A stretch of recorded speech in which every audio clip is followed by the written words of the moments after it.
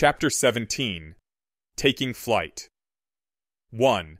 Every state shall make provisions for expeditious transport to the John Snow Center for Medicine, alias the Tower, for any injured or ailing persons, hereafter users, of the following types. 1. Full-blooded witch or wizard. 2. Half-blooded witch or wizard. 3. Muggle-born witch or wizard. 4.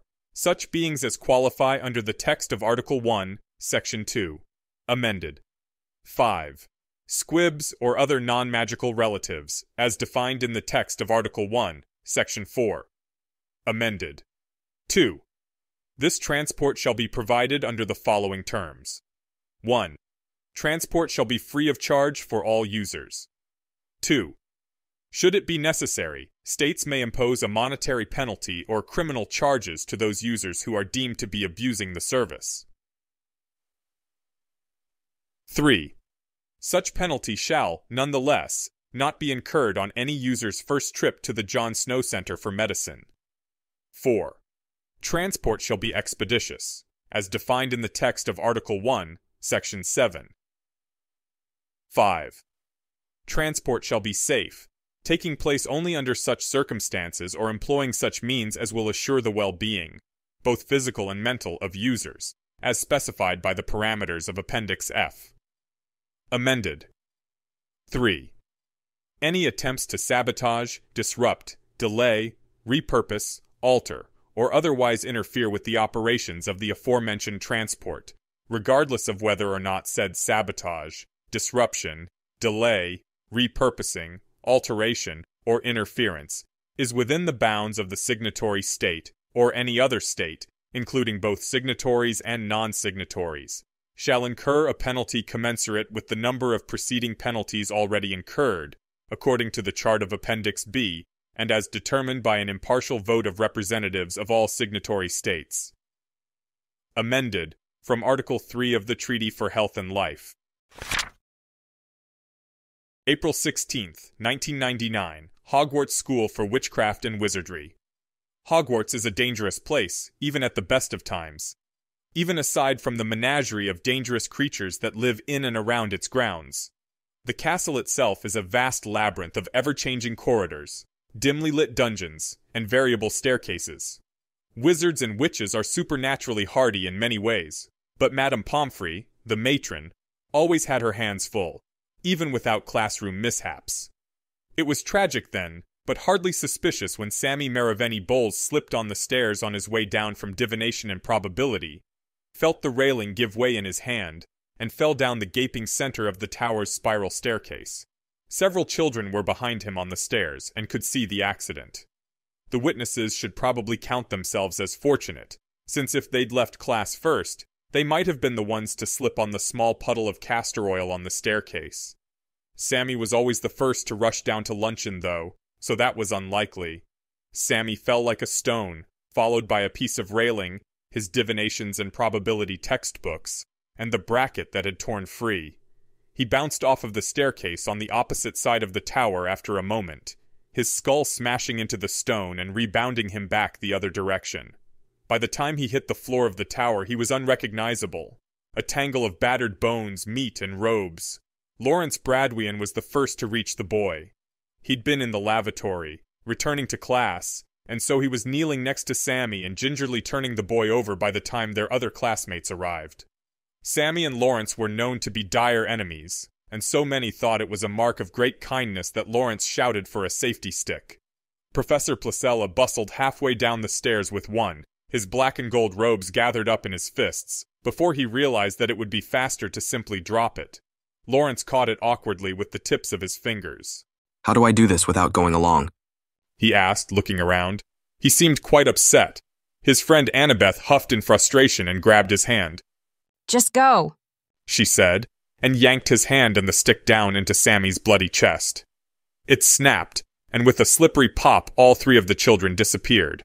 The rest of the class looked at each other, uncertain, as Professor Placella reached the bottom of the stairs. He was puffing and red-faced, but he still had wind enough to insist they have an impromptu lesson on the availability heuristic. Just because events like these sprang quickly to mind when one thought of stairs, did not make stairs any more dangerous than before, since so many people used them without incident on a daily basis. Everyone groaned and complained that they weren't planning on reconsidering the use of stairs, but the excitement and mild shock of the accident had made them tractable. The students found seats on the stairs, scrunching together and grimacing, as their teacher discussed base rates. At any given time, more than half of the Aurors stationed at the tower were positioned in the receiving room. At night, and in the wee hours, the flow of patients transported by individual safety sticks, or one of the 24 fixed safety poles, slowed significantly, as trauma cases were replaced by scheduled rejuvenations, long-term illness treatments, and the highly complex changes in magical nature that the tower made possible, such as restoring vampires and lycanthropes. During those hours, there might be as few as 20 Aurors in the receiving room. Weekday afternoons, on the other hand, were often quite busy, and a full 50 Aurors were bustling around the reception area. The vast majority were native British Aurors as usual, although an increasing number of foreign Aurors were being posted at the tower as well. Exceptional transfiguration skills were considered the most important asset in any potential tower Auror, as well as warding, scanning, and a general aptitude for learning new magics. Foreign Aurors, and healers too, were ready, willing, and able to assist in the implementation of the Treaty for Health and Life, and so they were made welcome, after passing an assessment by the director of the DMLE, Cedric Diggory, and by the head of Tower Security, Alastair Moody. It was only fair to permit their countries to send them, but they still had to meet the Tower's high standards. Political considerations made their inclusion a smart move, anyway. As new countries joined, and their citizens saw the physical disabilities of their neighbors vanish and magical hospitals empty, replaced by a stream of fresh-faced, healthy, and delighted young witches and wizards, it was important to make sure that each state felt fully invested in the process, and that the entire clinic operation be as transparent as possible in order to allay suspicion. Fairness and politics aside, the foreigners were necessary. There were just too many sick, wounded, and elderly for the British Aurors to handle, even with the aggressive recruiting that had doubled their ranks. Every hour of every day, Aurors were needed for the reception squad, the scanning squad, the Chiz-Perfil squad, the traffic squad, and the detector squad, plus those additional Aurors who simply remained vigilant and directed traffic. One experienced and level-headed Auror, in short supply these days, was also necessary to be the cryptically named Mayor of Terminus, usually just called the Terminus, for any given shift. The Terminus was in command of the receiving room, and the post had become highly sought after in recent years. This particular Friday afternoon, 42 Aurors were on duty in the receiving room. The cavernous hall, which had seemed silly in its enormous scale when the tower opened, was bustling with people working efficiently. Every 10 or 20 seconds, a new arrival would spin into place in an empty spot, flickering with red as he or she was rendered unconscious, and an Auror trained in triage would swoop in, visually inspect them, cast a quick scan, and check their ABCs, airway, breathing, circulation. If there was no pressing emergency, and there usually wasn't, then the patient would be passed off to a pair of colleagues, who would start the autonomous patient record and begin security scans. The patient record, a specialized quotes quill and pre-printed parchment form, followed the patient and filled in information obediently after the scans, as bottled Chiz-Perfils were used to ferret out any magical items or spells that the scanners had missed. Wands and any dangerous contraband were confiscated and bagged and tagged. Then the patient was floated on into the tower proper, where the real work could begin, and sometimes continue, holding stable long into the night, waiting for Harry to come inspect the healing. They'd already caught Moody once today, but everyone was still doing their best work, highly conscious of the fact that he would sometimes make more than one attempt to breach security. Last year, he'd tried 32 separate times in a single 24-hour period, and his last attempt had taken the form of conjoined twins, one of whom was apparently in cardiac arrest, trying to smuggle in a wand. He wasn't the only security concern either. There were frequent intoxicated people, running safety, occasional attempts at organized protests, and even the rare assassin or two. Truly novel attacks were rare. That may be why this one was so successful at disrupting the receiving room. 3 children spun into existence, 2 crouching over a third bloody body for a moment, before they all fell limp. Half a heartbeat later, a large burlap sack and a big mahogany cabinet both erupted from the pocket of the injured child, sprouting sideways as though they were the fruit of some monstrous plant in the injured child's garments. And half a heartbeat after that, the doxies trapped inside of the bag burst free. Harry Madagascar was terminus this afternoon, and he was highly competent. His wand already was in his hand before the sack had finished its emergence, and his eyes flickered around the room to pick out additional threats and to make sure everyone was on task. They were. 2 Aurors physically moved to block the golden entrance into the tower proper, calling out a warning to the guards within, who rolled the barrier into place. The reception squad and scanning squad focused on shielding and stabilizing their patients. The Chiz-Purfle squad handled incoming patients in the same way, and everyone else concentrated on the threat. It appeared to be an isolated attack rather than a distraction. No one was trying to make a break for it, and the various wards and jinxes on the room all seemed to be functional. The cabinet that had also sprung from the child's clothes seemed to be inert, thank Merlin. However minor the threat, 24 doxies had escaped from the bag in the few seconds before an Auror hit it with an Immobilis, containing the rest of them. And unfortunately for the annoyed Aurors, the escapees scattered throughout the room. Biting fairies, as they were also known, were nasty little pests, covered in coarse hairs of black chitin. They had shiny brown beetle wings and a hard little nugget for a head. They were small and didn't do much damage when they bit, but they were venomous. Each needle-like tooth was covered in an oily venom. Doxies had 2 rows of them at any time, shedding 1 row and growing another each month. Not particularly fearsome creatures, although their venom could cause serious, persistent swelling if left untreated. Doxycide was the usual treatment, since the blasted critters were so hard to hit. Madagascar kept a careful watch as the situation was dealt with by the professionals in the receiving room. No additional instructions seemed to be necessary, as the Aurors on task were ably freezing or killing each doxy. They were quick and agile beasts, and they managed to bite a few people as they buzzed around the room, whipping and weaving to avoid attacks. But there was never any real threat. Maybe just a prank, Madagascar thought. Was that lazy thinking? How could someone benefit from this? As a diversion, while an assassination attempt was underway. Well, that wasn't his lookout. He was terminus, and so he just needed to wrap this up as soon as possible. The bloody little things were zipping around and trying to find places to hide for a moment, so they could bite. Perhaps 7 or 8 minutes later, the last elusive doxy was obliterated with a short-range blast of fire by an angry Auror named Pilar. She'd been keeping a badly injured older woman stable during the fight, but had seen an opportunity to end the conflict before it dragged on any further. She'd swept up her wand, cast her curse, and returned her wand to her patient in the span of a moment. But it was still a bad risk.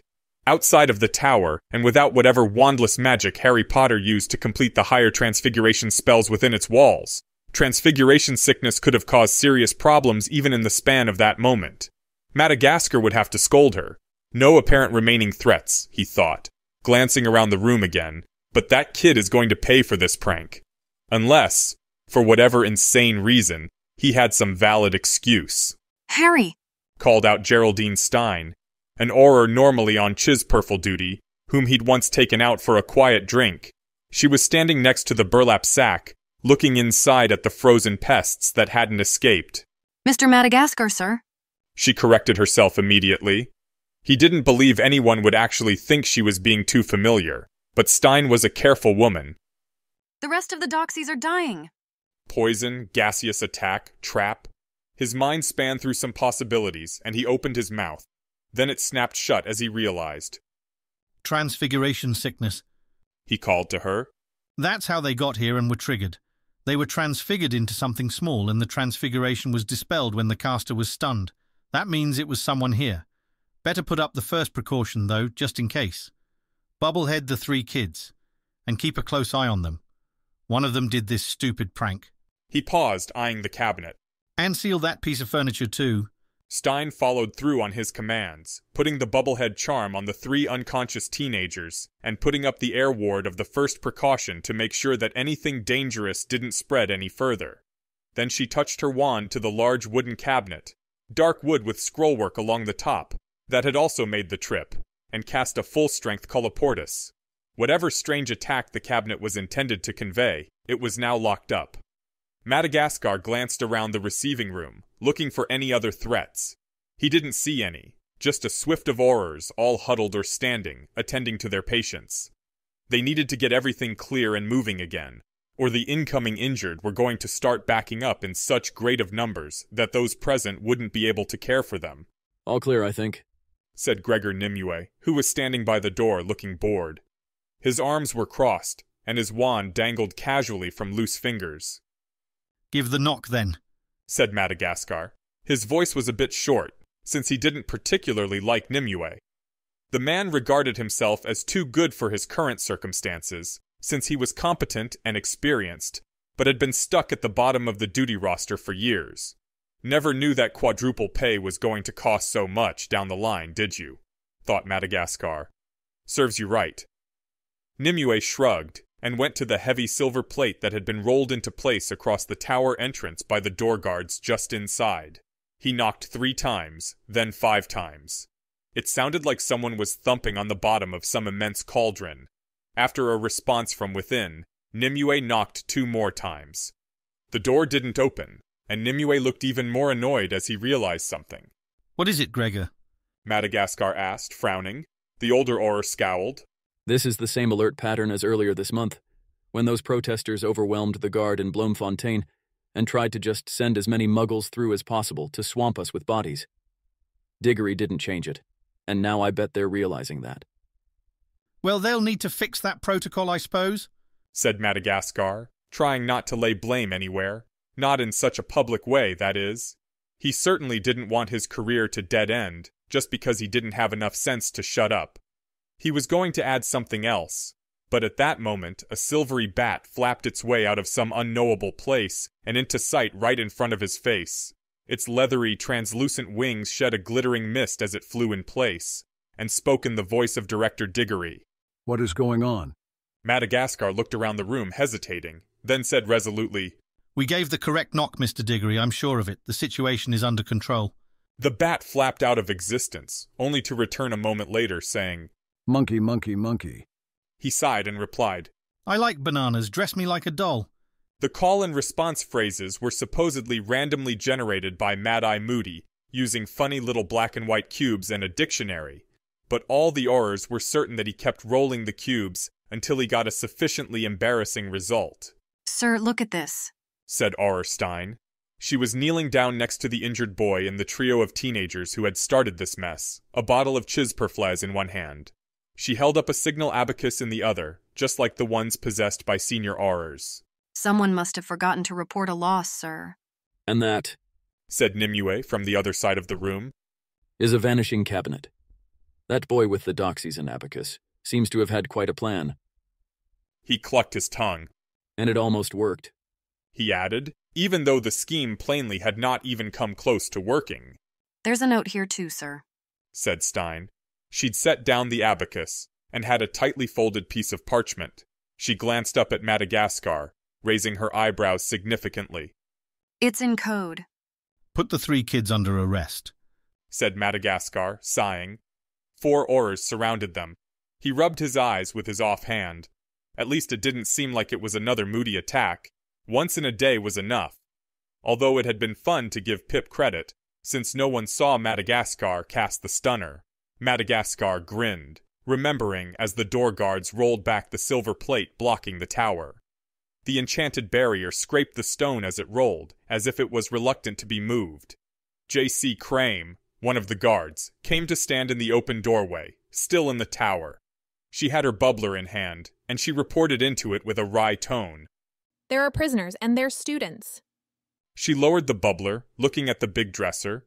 The teenagers sealed off with transfiguration precautions, the burlap sack full of dead doxies, and the 24 deceased ones littering the receiving room. What in Merlin's name is going on here, Mr. Madagascar?